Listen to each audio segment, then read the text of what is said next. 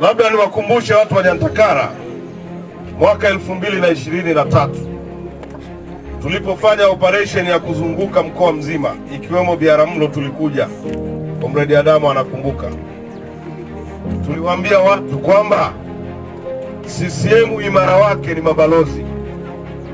Chama hiki mabalozi ndio wanakijenga, kwa sababu wao ndio wako kule chini, wanahangaika na wanachama, wanapambana kusajili wanachama na wanajua kila tabia ya mwanachama. Tukasema sisi kama vijana wa CCM wa mkoa tunatambua msingi wa CCM ni mabalozi. Nakumbuka mkumbuki, mwenyekiti wa CCM taifa na rais wa Jamhuri ya Muungano wa Tanzania akasema, naungana na ninyi, mabosi ndio msingi wa CCM.